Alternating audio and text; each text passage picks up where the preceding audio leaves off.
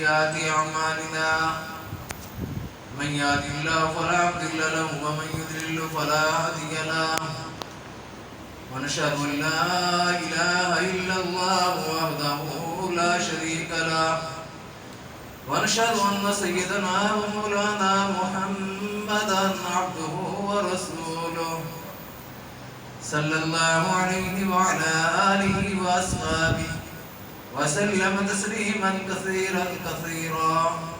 أما بعد فأعوذ بالله من الشيطان الرجيم. بسم الله الرحمن الرحيم. شهر رمضان الذي أنزل فيه القرآن هدى للناس وبينات من الهدى والفرقان. قال النبي صلى الله عليه وسلم: من صام رمضان إيمانا واحتسابا غفر له ما تقدم من ذنبه. من قام ليلة القدر خير من قام ليلة القدر إيمانا واحتسابا غفر له ما تقدم من ذنبه. قابل احترام بزرگوں و عزیز ساتھیوں، السلام علیکم ورحمۃ اللہ وبرکاتہ. ابھی تک ہم نے رمضان مبارک کی بات نسیم اور اس کے انعامات سے فائدہ اٹھا رہے ہیں، لطف اندوز ہو رہے ہیں. ایک بہت بڑے انعام نعمت ربانی، عطیہ الہی، احسان عظیم اور بابرکت معطر فضا کے سلسلے کا آغاز 20 رمضان مبارک سے ہوگا. نبی کریم صلی اللہ علیہ وسلم کا ارشاد ہے، اس ماہ مبارک کا ابتدائی حصہ رحمت ہے. اوله رحمت ووسطه مغفرۃ وآخرہ من النار. درمیانی حصہ مغفرت ہے اور آخری جو جہنم کی آگ سے نجات کا اشارہ ہے. تو آج 17 رمضان مبارک ہے اور جمعہ کا دن ہے. یہی 17 رمضان مبارک اور یہی جمعہ کا دن تھا جب بدر کا اہم ترین واقعہ پیش آیا تھا. جنگ بدر کا مارکا پیش آیا، عظیم الشان مارکا. اس کے متعلق بھی بات ہوگی. پہلے آخری عشرہ کے متعلق بات کریں گے کہ آخری عشرہ میں جو چیزیں ہیں ان کا اہتمام کرنا چاہیے. آخری عشرہ بالکل قریب لگا ہے، قریب آ چکا ہے. 17 رمضان مبارک بعد آج ہم 18ویں تراویح پڑھیں گے اور 20 رمضان مبارک کو لوگوں نے اعتکاف بیٹھنا ہے. تو آخری عشرہ لیلۃ القدر، اعتکاف، نزول قرآن، آج جہنم سے نجات کا عشرہ ہے. اور حضور صلی اللہ علیہ وسلم نے فرمایا کہ رمضان کے آخری عشرہ میں اعتکاف جو آدمی کرے گا اس کو 2 حج اور 2 عمرہ کا ثواب ملے گا. 2 حج اور 2 عمرہ. آج کرنا بڑا مشکل ہے. آج کل تو حج پر پابندی ہے، عمرے پر بھی پابندی ہے، لیکن جس نے حج اور عمرے کا ثواب لینا ہو وہ اس طرح لے سکتا ہے. اور اسی طرح حضور صلی اللہ علیہ وسلم نے اپنے صحابہ کو اس پر ترغیب دلائی. حضور صلی اللہ علیہ وسلم نے رمضان میں پہلے عشرہ میں جب اعتکاف کیا تو اس لیے اعتکاف کیا کہ اس میں لیلۃ القدر ہو، لیکن پہلے عشرہ میں لیلۃ القدر نہیں تھی. دوسرے عشرہ میں اعتکاف کیا، اس میں بھی معلوم ہوا کہ لیلۃ القدر نہیں ہے. اور پھر تیسرے عشرہ میں جب اعتکاف کیا تو پکارنے والے نے پکارا، یعنی فرشتے نے آواز دی کہ لیلۃ القدر اسی میں ہے اور یہ آخری عشرہ لیلۃ القدر کا عشرہ ہے. اور حضور صلی اللہ علیہ وسلم نے پھر اس کی وضاحت فرمائی. اور پھر آپ صلی اللہ علیہ وسلم ہمیشہ آخری عشرہ میں اعتکاف کیا کرتے تھے. آخری عشرہ میں اعتکاف کرنا سنت موقدہ علی الکفایہ ہے. اگر کوئی ایک آدمی بستی سے بیٹھ جائے تو سب کی طرف سے ادا ہو جاتا ہے. تو اسی طرح کر کے بستی کی مختلف محلوں کی مساجد میں آدمیوں کا بیٹھنا جو ہے وہ ضروری ہے، اس لحاظ سے کہ سنت موقدہ علی الکفایہ ہے. ایک آدمی بیٹھ جائے سب کی طرف سے ادا ہو جائے گا، لیکن اگر ایک بھی نہیں بیٹھے گا تو پوری بستی کو نکال ہوگا، پوری بستی کو نکال ہوگا. اس لیے آپ صلی اللہ علیہ وسلم ہر رمضان کے آخری عشرہ میں وصال تک وفات تک اعتکاف کیا کرتے تھے۔ آخری دفعہ آپ صلی اللہ علیہ وسلم نے 20 دنوں کا اعتکاف کیا، وہ اس لیے کہ جو ایک دفعہ اعتکاف نہیں کر سکے تو پھر 20 دنوں کا اعتکاف کیا، پورے مہینے کا بھی اعتکاف کیا۔ بارہ جو سنت اعتکاف ہے وہ آخری عشرے کی 9 یا 10 جو دن ہیں ان کا اعتکاف ہے۔ اعتکاف کی 3 قسمیں ہیں۔ ایک نفل اعتکاف ہے، جیسے اب ہم مسجد میں داخل ہو گئے، جمعہ کا دن ہے، ہم مسجد کے اندر اعتکاف کی نیت کر لیں تو ہم کو اعتکاف کا ثواب ملے گا، یہ نفلی اعتکاف، مستحب اعتکاف۔ دوسرا اعتکاف ہے سنت اعتکاف، سنت موقع علی الکفایہ، اور یہ رمضان کے آخری عشرے میں ہے۔ اور تیسرا ہے واجب اعتکاف، جو کوئی آدمی منت مانتا ہے کہ میرا اگر فلاں کام ہو گیا تو میں اعتکاف کروں گا، تو اس کا منت اعتکاف یہ واجب ہے، اس کا ادا کرنا ضروری ہے، نہیں ادا کرے گا تو گنہگار ہوگا۔ اور واجب اور سنت موقع علی الکفایہ اعتکاف میں روزہ ضروری ہے، روزہ کے بغیر اعتکاف نہیں ہے۔ حضرت عائشہ صدیقہ رضی اللہ تعالیٰ عنہ سے روایت ہے کہ رسول اللہ صلی اللہ علیہ وسلم باقاعدگی سے رمضان مبارک کے آخری عشر میں اعتکاف فرمایا کرتے تھے، یہاں تک کہ آپ صلی اللہ علیہ وسلم نے اسی طریقہ پر وصال فرمایا۔ رسول اللہ صلی اللہ علیہ وسلم کے وصال کے بعد آپ صلی اللہ علیہ وسلم کے ازواج مطہرات، پاک بیویاں، مومنوں کی مائیں اپنے اپنے حجروں میں اہتمام کے ساتھ اعتکاف فرمایا کرتے تھے۔ اس سے یہ بھی ثابت ہوا کہ عورتیں اس جگہ اعتکاف کریں جو انہوں نے اپنے گھروں میں نماز کے لیے مقرر کر رکھی ہے۔ مردوں کے لیے مسجد میں اعتکاف کرنا ضروری ہے، مسجد کے بغیر مرد کا اعتکاف نہیں ہے۔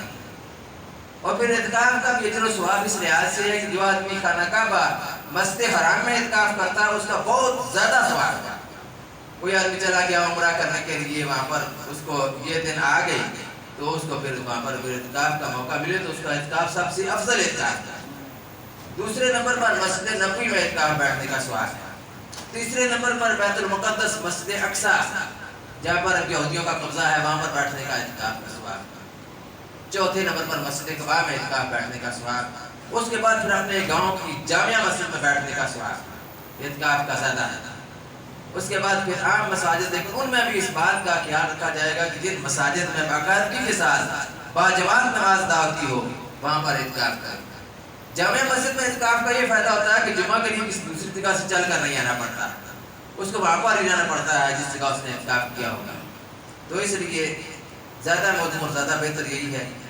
رسول اللہ صلی اللہ علیہ وسلم باقاعدگی کے ساتھ اعتکاف فرمایا کرتے تھے، اور اعتکاف جو ہے یہ رمضان مبارک کی 20 تاریخ سورج غروب ہونے سے پہلے، یعنی افطاری جو ہے وہ اعتکاف گاہ میں کرنی ہے۔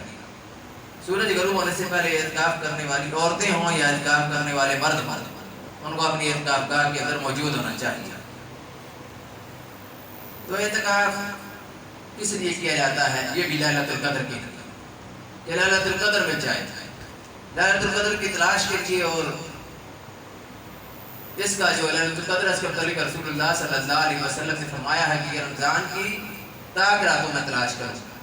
تاک راتوں سے مراد ہے 21ویں، 23ویں، 25ویں، 27ویں اور 29ویں رات، یہ راتیں رمضان کی جو ہیں ان میں لیلۃ القدر کو تلاش کرنے کے متعلق رسول اللہ صلی اللہ علیہ وسلم نے فرمایا۔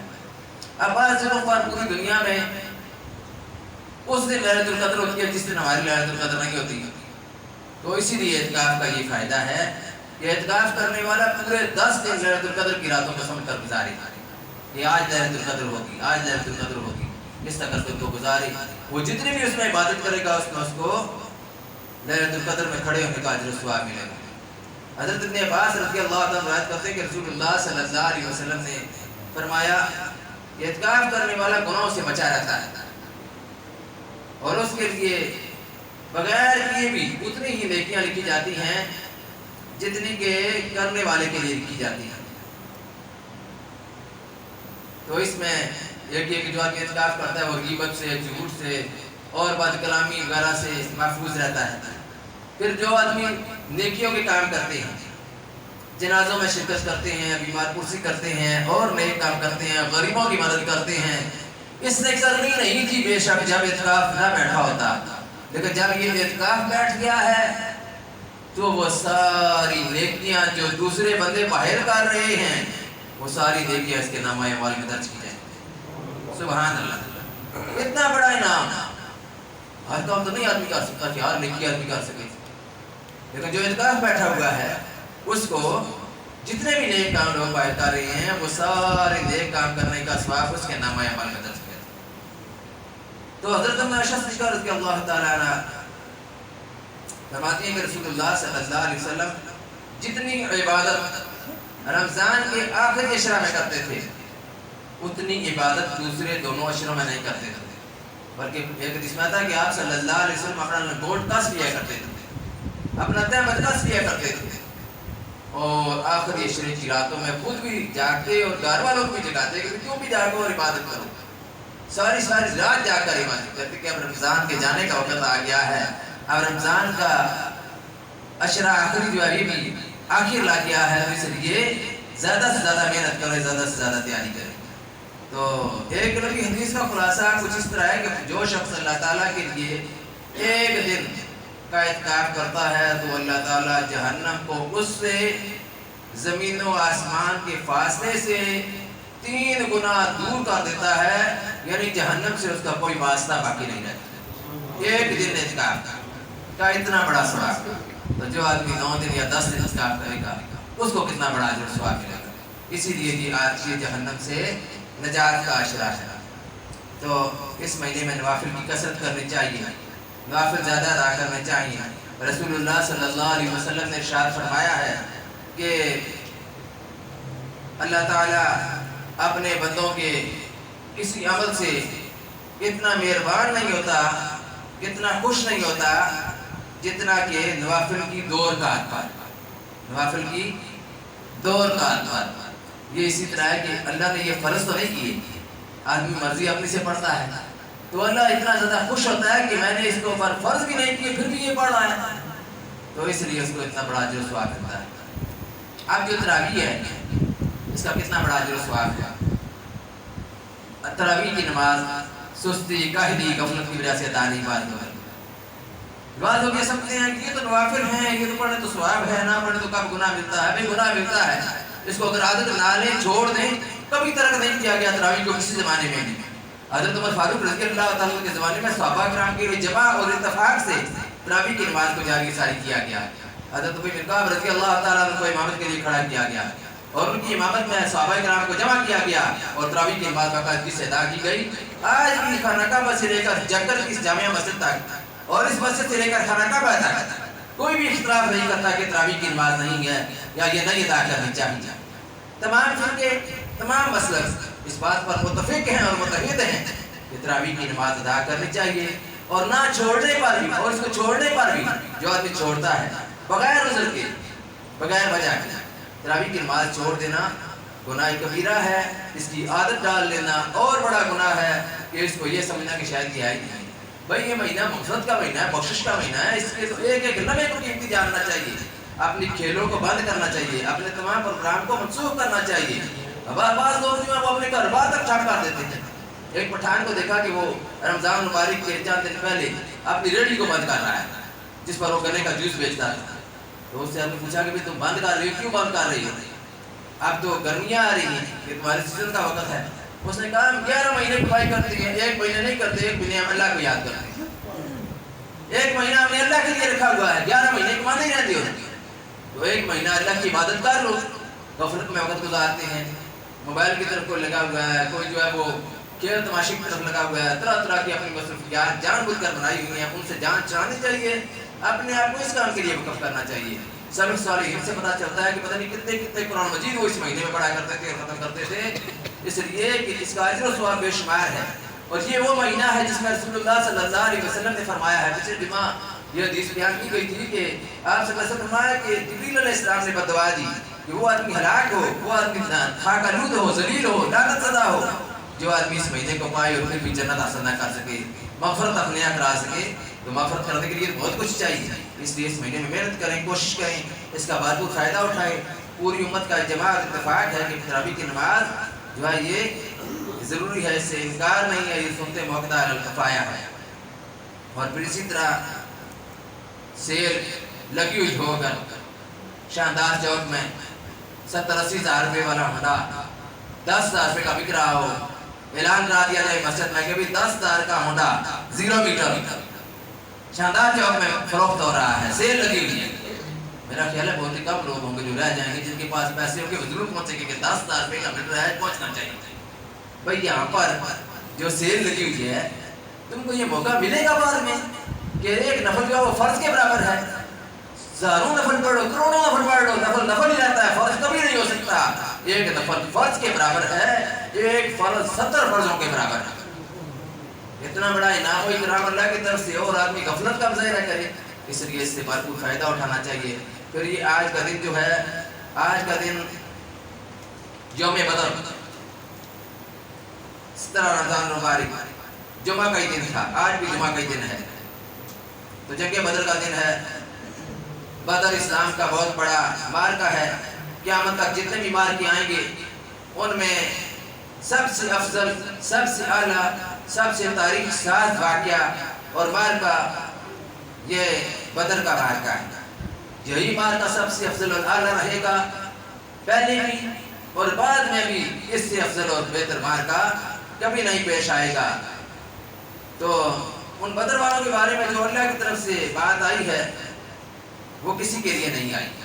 मेरे नबी सल्लल्लाहु अलैहि वसल्लम ने फरमाया है कि अल्लाह ने बदर वालों के साथ बदर में जो लोग सहाबा किराम मौजूद थे उनके बारे में फरमाया है कि अल्लाह के नबी की तरफ से ये बात कही है कि जाओ अब जो तुम मर्जी करो, जाओ अब जो तुम मर्जी करो, मैंने तुमको माफ़ कर दिया, आइंदा के लिए भी माफ़ कर दिया। आइंदा के लिए भी अगर तुमसे कोई गलती होती होगी तो अल्लाह ने पहले ही माफ़ कर दिया। तो इतना बड़ा इनामों का इकराम बदरी सहाबियों के लिए है।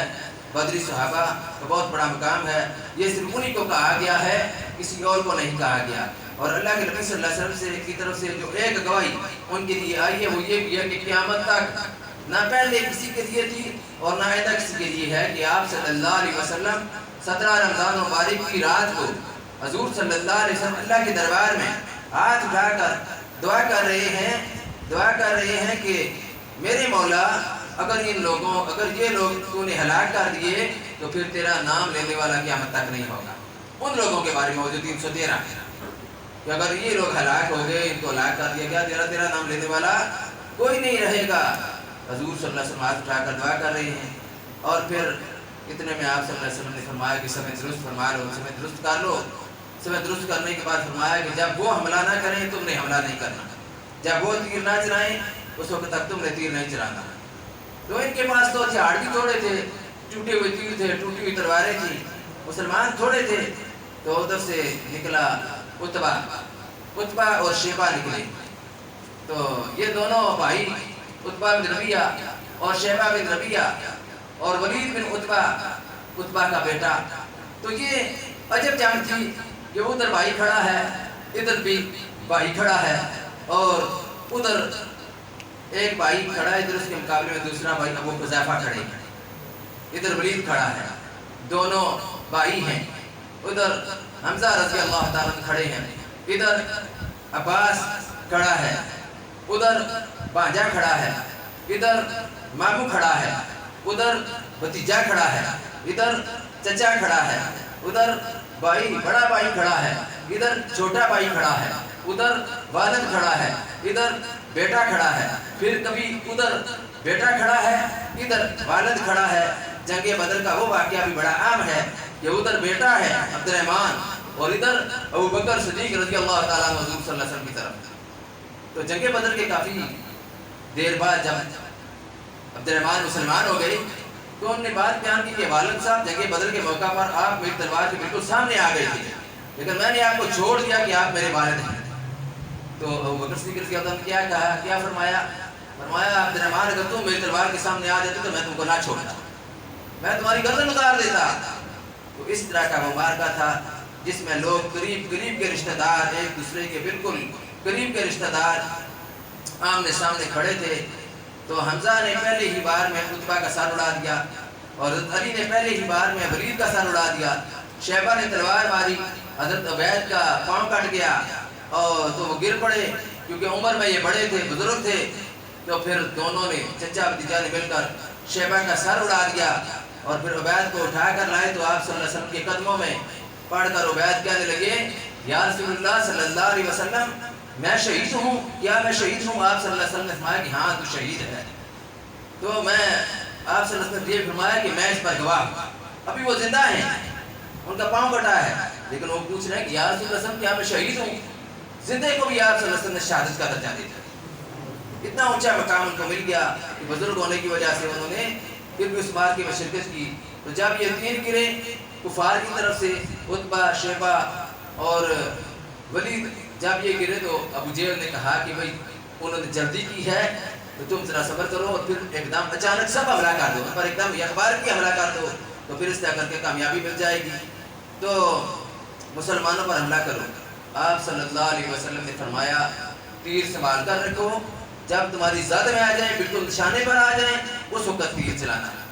تو آپ صلی اللہ علیہ وسلم نے مٹھی پر ریت ایسے اٹھائی، شاہات الوجوہ ایسے کر کے پھینک دی، وہ ریت ان سارے لوگ جو وہاں پر موجود تھے کفار، ان کی آنکھوں میں چلی۔ اسی لیے اللہ نے فرمایا کہ وَمَا رَمَيْتَ إِذْ رَمَيْتَ وَلَكِنَّ اللَّهَ رَمَىٰ، جو پھینکا ہے وہ آپ نے نہیں پھینکا، وہ ہم نے پھینکا ہے۔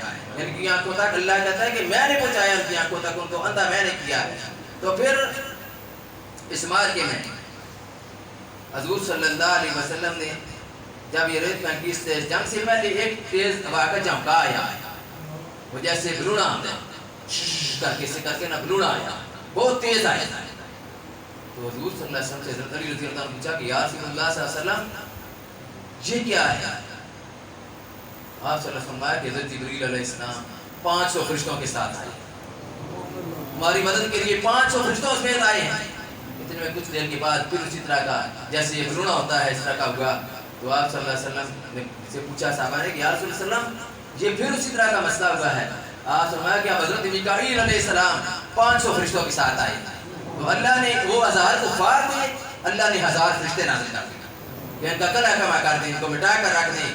تو ایمان جذبہ، ایمانی جذبہ سب سے پہلی چیز، ایمان والوں کو جب بھی نصیحت کیجیے یا ایھا الذین آمنوا اذا لقیتم فئۃ فاثبتوا واذکروا اللہ کثیرا لعلکم تفلحون۔ ایمان والوں جب تمہارے کسی سے جوڑ بڑھ جائے تو پھر ڈٹ جاؤ، پہلا کام ہے فاثبتوا، ڈٹ جاؤ، پھر فرمایا واذکروا اللہ کثیرا لعلکم تفلحون۔ پھر دوسرا کام یہ ڈٹنے کے بعد امریکہ کی طرف نہیں دیکھنا یا ادھر ادھر نہیں دیکھنا، روم کی طرف، ایران کی طرف نہیں دیکھنا، کیا کرنا ہے؟ اللہ کے ساتھ رابطہ کرنا ہے، واذکروا اللہ، اللہ کا ذکر کرنا ہے، اللہ کو یاد کرنا ہے۔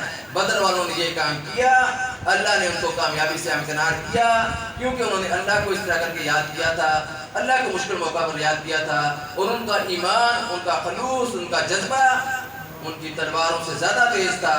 تلواریں ٹوٹی تھیں، تیر ٹوٹے تھے، لیکن ان کا ایمانی